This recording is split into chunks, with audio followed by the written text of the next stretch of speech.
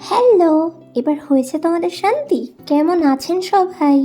এবং এই ভিডিওতে স্বাগত জানাই। এই কথাটা শুধু প্রবাসী ঘরকন্যা বললেই ঠিক আছে, আমরা বললেই সেটা খারাপ কপিরাইট হয়ে যায়। আপনারা এইটা মন্তব্য করে দেন যে আমরা কারোর কপি করে ভিডিও বানাচ্ছি। তাহলে যখন বাস্তবায়িত মানুষ কেমন আছেন বলে, ধরুন আমি আপনাকে বললাম কেমন আছেন, আপনি যদি কাউকে সে কেমন আছেন কথাটা জিজ্ঞাসা করেন, তখন তো আপনি সরল মনে জিজ্ঞাসা করেছেন। তখন কিন্তু আমি আপনাকে বলতে যাব না যে আপনি আমার কপি করে তাকে কেমন আছেন জিজ্ঞেস করেছেন। একটা চলতি কথা যখন আমরা বলি তখন সেটাই ফেসবুকের মাধ্যমে সেটা কপিরাইট, এর নকল করছো, তার নকল করছো, এইসব উল্টো পাল্টা জিনিস রটে যায়। যাক গিয়ে, প্রবাসী ঘরকন্যা মানে আমাদের মিষ্টি মহুয়াদির মতো যদি না বলে আমি আমার মতো বলি, তাহলেই দেখছি তোমরা বেশি প্রেফার করছো। ঠিক আছে, কোনো ব্যাপার না, আমি তার মতো আর বলবো না। একটু আটসাট করে মুড়ি মেখে নিয়েছিলাম আর একটু চা দিয়ে ব্রেকফাস্টটা সারলাম। বহুদিন পর ঝালমুড়ি খেলাম সকালে, জানেন? অনেক দিন ঝালমুড়ি খাওয়া হয় না, তাও আবার সকালে। যাই হোক, তারপর কিন্তু খাওয়া দাওয়া কমপ্লিট করে আমি এখানে পরপর কিন্তু লাঞ্চগুলো বানিয়ে নিলাম।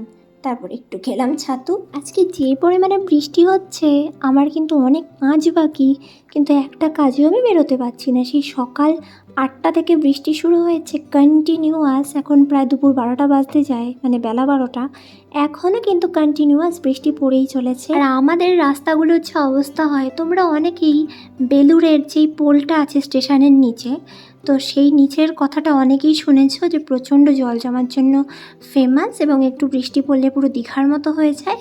তবে এবার তোমরা আমাদের পাড়াটা দেখো। আচ্ছা, আমি থাকি হুগলি জেলার হিন্দু মোটরের নন্দনকানন এলাকায়। আর দেখো, একটু বৃষ্টি পড়লেই আমাদের রাস্তার হালটা দেখো। দেখো, একটা বাচ্চা মেয়ে আসছে কত কষ্ট করে, আর চারিদিকে পুরো জনবিরল অবস্থা, মানে দূর দূরান্ত থেকে দেখছি কেউ নেই।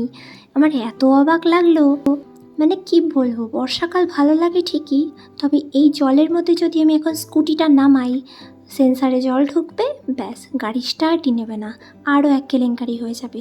আজকে আমার 5খানা কাজ হলো না, জানেন? আজকে আমার দরকারে মোটামুটি অনেক জায়গায় বেরানোর ছিল, তবে এই জলের জন্য বেরোতে পারছি না। আর হেঁটে বাবা, লোকেশানে তো পৌঁছাতেই পারবো না, গাড়ি নিয়ে যেতে লাগে 2-3 ঘন্টা, আর হেঁটে হেঁটে তো আর বললাম না। আর আজকে যা অবস্থা, আমাদের পাড়ায় টোটো অটো কিচ্ছু অ্যাভেলেবেল নেই, কিচ্ছু না, কি বলবো। আর র্যাপিডো দরকার নেই, সামান্য ওইটুকু কাজের জন্য আমি 300-400 টাকা খরচা করতে পারবো না। ঘরে এসে চলে আসলাম অনলাইন শিডিউল করতে করতে করতে আমি আমার হোয়াটসঅ্যাপটা আমার ল্যাপটপের মধ্যে লগ ইন করে বারবার কিন্তু আমি আমার এই পাগলটাকে দেখছিলাম।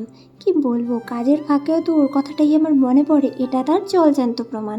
এই যে ফোনের মধ্যে দেখে হয় না, আমার হোয়াটসঅ্যাপেও দেখতে হবে, সেটা আবার ল্যাপটপে দেখতে হবে বড় স্ক্রিনে। কি বলবো, এটা দেখে সে যে কত হেসেছিল আপনারা কল্পনা করতে পারবেন না। বিকেলে এখন প্রায় 5টা বেজে গেছে, কাজ কমপ্লিট করতে করতে মোটামুটি 3 ঘন্টা ডিউটি করে নিয়েছি। ল্যাপটপের চার্জও পুরো শেষ, ল্যাপটপটাকে দিলাম চার্জ হতে। সন্ধ্যে এখন 7:30 বেজে গেছে। আচ্ছা, আপনারা অনেকে জিজ্ঞেস করেছিলেন আমার সারা রুমে এত ড্রয়িং কাদের কাদের, তো চলো আজকের ভিডিওতে তা বিস্তারিত বলবো। প্রথমেই যেটা দেখতে পাচ্ছেন, যেখানে যে ভদ্রলোক, এটা হচ্ছে রজতদা। ড্রিম ট্যুর অ্যান্ড ট্রাভেলসে আমরা যে ঘুরতে যাই না, সেখানকার ট্রাভেলার, তো তিনি আমার খুবই একটা প্রিয় মানুষ। তার পাশে সিআইডি সিরিয়ালে যে অভিজিৎ চরিত্র অভিনয় করে, সেই অভিজিৎ। আর এই যে সিআইডি সিরিয়ালের রেসিপি প্রদ্যুমান, অভিজিৎ, দয়া। আর এটা কে চিনতে পারছেন কমেন্ট করে বলুন তো কে? হ্যাঁ, এটা আমি, যখন আমার বয়স কার্ড ছিল। আর হ্যাঁ, এই যে এইটাকে আপনারা অনেকেই গেস করতে পেরে গেছেন, এটা কিন্তু আমার মা। আমার মায়ের ছবিটা ওপরেই লাগানো ছিল, তবে একদিন আমার মায়ের ওপর খুব রাগ হয়েছিল, সেই জন্য কিন্তু আমি মায়ের ছবিটাকে নিচে গুজে দিয়েছি। মাকে বলেছি তুমি নিচে থাকো, তুমি আমার সাথে ঝগড়া করেছো, তোমার ফটো আমি ওপরে লাগাতে দেবো না। এই দেখো, এইটা কিন্তু আমার 5 মাস বয়সের ছবি, তখন ঠিকমতো বুঝতেও পারতাম না। আর এটা আমার মায়ের বিয়ের ছবি, আজ থেকে প্রায় 22 বছর আগে। চলো, এরপর কিন্তু আরও একটা জিনিস দেখাবো, এতগুলো পুতুল। হ্যাঁ, এগুলো সব আমার বার্থডেতে পাওয়া, তবে একটা রূপের দেয়া, রূপের সাথে যে ভিডিওটা দেখেছিলে যে রূপ আমাকে পুতুল গিফট করছে, সেটা রূপের দেয়া, বাকিগুলো আমার বার্থডেতে পাওয়া। আর এগুলো আমার ছোটোবেলার কিছু স্মৃতি। এটা আমার ছোটোবেলার সরস্বতী পুজোর 5 বছরের ফটো, আর আগেরটা পুরী গেছিলাম 2020 সালে, ওটাও মোটামুটি 14-15 বছরের ফটো। চলো, রাত্রির এখন প্রায় 8:30 বেজে গেছে, প্রচণ্ড খিদে পেয়ে গেছে, অনেকটা দেরি হয়ে গেল রান্নাটা করতে করতে।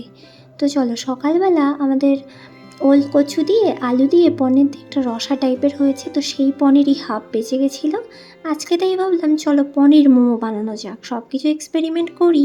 তো আজকে এটাও করা যাক। পনিরগুলোকে গ্রেট করে নিয়েছি, দিয়েছি আদা রসুন পেস্ট, চাট মশলা, গোলমরিচের গুঁড়ো, একটু সয়া সস, একটু অরিগ্যানো, একটু রিফাইন তেল দিয়ে ভালো করে কিন্তু মিক্সড করে নেব। আর এটাকে একটুখানি 20 মিনিটের জন্য রেস্টে রাখবো। এরপর ফ্রাইং প্যানের মধ্যে তেল গরম করে একটু বাটার গরম করে নেব। বাটার সেইটুক কিন্তু তেল দেবেন। ব্যাস, এবার বাটার আর তেল সুন্দর করে মিক্সড করে এই পনিরের পুরো পুরটাকে ভালো করে ভেজে নেবেন। কাঁচা দিতে পারতেন, তবে কাঁচা দেবো একটু গন্ধ গন্ধ লাগে। তারপর একটুখানি দিলাম টমেটো সস আর একটু মেয়োনিজ। ব্যাস, ভালো করে কিন্তু এপিট ওপিট নাড়িয়ে নাড়িয়ে নাড়িয়ে নাড়িয়ে সুন্দর করে পুরটাকে বানিয়ে নেব। এদিকে কিন্তু আমি ময়দা মেখে নিয়েছি। ব্যাস, এবার একটু লেচিগুলো কেটে নেব। মোমো বানানো দেখছি আজকাল একদমই সহজ ব্যাপার, একদমই কঠিন লাগে না। আগে যেরকম আমার খুবই ল্যাদ লাগতো মোমো বানাতে, এখন দেখি চট করে হয়ে যায়। এদিকে আমি ময়দাটা মেখে নিই আর ওদিকে পুরটা বানাতে থাকি। আর সবসময় যে স্যুপ বানাতে হবে তার কোনো ব্যাপার নেই, স্যুপ ছাড়াও আমি খেয়ে নিতে পারি। মানে স্যুপটা ম্যান্ডেটরি না, মোমো আর তার সসটাই ম্যান্ডেটরি। চলো, এখানে কিন্তু মোটামুটি হয়ে গেছে, এবার এটাকে তুলে নেওয়া যাক। আমাদের এই সব চত্বরে চিকেন মোমো, ভেজ মোমো ইত্যাদি সব পাওয়া যায়, তবে পনির মোমো কিন্তু এখানে পাওয়া যায় না। পনির মোমোটা কাশ্মীর সাইডে, নেপাল সাইডে, ভুটান সাইডে পাওয়া যায়। আমি খেয়েছিলাম যখন আমি নেপাল গেছিলাম, পনির মোমো খেয়েছিলাম। এখানে কিন্তু পনির মোমো আমি কোথাও পাইনি। তো সেখান থেকেই রেসিপিটা শেখা আর কি। তো সেখানের মতোই করার চেষ্টা করছি। চলো, এখানে কিন্তু এক এক করে শেপ দিয়ে নেব। আর মোমো শেপ দিতে আমার এত ভালো লাগে, মানে আমার সব থেকে ফেভারিট কাজ মোমো শেপ দেয়া। আর ফুচকা তো খুব একটা ভালো বানাতে পারি না, মানে পারি, তবে অতটাও ক্রিস্পি হয় না যতটা কিন্তু দোকানে হয়। আসলে সব যদি আমরা পেরে যাই তাহলে তাদের কি হবে, যারা এই জীবিকা নিয়েই বহন করছেন, তারাই তো এক্সপার্ট, তাই না? তো চলো, আমি কিন্তু এখানটা বেলতে খুবই শান্তি পাই। কোনো মানে বেলুন চাকি বা বেলনির কোনো দরকার পড়ে, বেলনি তো দরকার পড়ে, কিন্তু ওই যে চাকতির মধ্যে রেখে রেখে বেলে না, ওগুলো তো কোনো দরকার পড়ে না। এই মার্বেলটা হওয়াতে বড্ড সুবিধা হয়েছে, ভালো করে মুছে পরিষ্কার করে নিই, দিয়ে এখানেই লুচি বেলা বলুন, রুটি বেলা বলুন, এই মোমোর জন্য এগুলো বেলা বলুন, ভালো বেশ হয়ে যায়। এখানে আদা রসুন পেস্ট, একটু টমেটো সস, একটু সয়া সস আর একটু চিলি ফ্লেক্স মিশিয়ে সুন্দর করে কিন্তু একটা সস আমি বানিয়ে নিলাম। এত টেস্টি হয় সসটা। চলো, একটা গামলায় জল গরম করে নিয়েছি, আর এই যে ফুটো থালা, এটার মধ্যে একটু তেল মাখিয়ে নিয়েছি। ব্যাস, জলটা গরম হওয়ার পর এক এক করে মোমোগুলো বসিয়ে দিলাম। এবার কিন্তু ফটাফট কিন্তু মোটামুটি 15 মিনিটের জন্য স্টিম হতে দেবো। 15 মিনিটের মধ্যে এত সুন্দর মানে হাওয়া বেরোবে, গরম হাওয়া, আর পাশ থেকে না জল টুপ টুপ টুপ টুপ করে পড়তে থাকবে। জল যখন পাশ থেকে পড়তে থাকবে আর গরম হাওয়া বেরোবে, তখন বুঝতে পারবেন আপনার মোমো পারফেক্ট হয়ে গেছে। এই যে নিয়ে নিয়েছি ওই সসটা, একটু মেয়োনিজটা, আর ওপর থেকে একটু অরিগ্যানো ছড়িয়ে দিয়েছি। ব্যাস, আমার সন্ধ্যাবেলার টিফিন কিন্তু একদম রেডি। আর যখনই আমি মোমো বানাই, আমার মা কিন্তু অবশ্যই খায়। আমার মা এই মোমো জিনিসটাই খেতে পারে, আর অন্য কিছু খেতেই চায় না, কেন কি জানি। এরপর আমার কল আসলো, একটু হিনমটো স্টেশন রোডে যেতে হবে। তো যাই হোক, আমি হেঁটে হেঁটেই বেরিয়ে গেছি, কারণ এখনও কিন্তু আমাদের রাস্তা থেকে জলগুলো যায়নি, আর আমি সেই জন্য গাড়িটা বের করিনি, হেঁটেই বেরিয়ে গেছি। আজকে কিন্তু শ্রাবণ মাসের শেষ সোমবার। তো আজকে আমি ভাবছিলাম বেরিয়ে একটু ফুচকা খাবো, কিন্তু একটাও দেখি সারা বাজারে কোনো ফুচকার দোকান নেই, ইনফ্যাক্ট সব দোকান বন্ধ। যাই হোক, বাড়ি এসে একটু মিহিদানা খেলাম, একটু পরে ডিনার করব। ভিডিওটা তাহলে এখানেই শেষ করছি। সকলে ভালো থাকবেন, সুস্থ থাকবেন, সাবধানে থাকবেন। আর ব্লগটি কেমন লাগলো অতি অবশ্যই কমেন্টে জানাবেন। ভালো লাগলে একটা লাইক করে দেবেন। টাটা।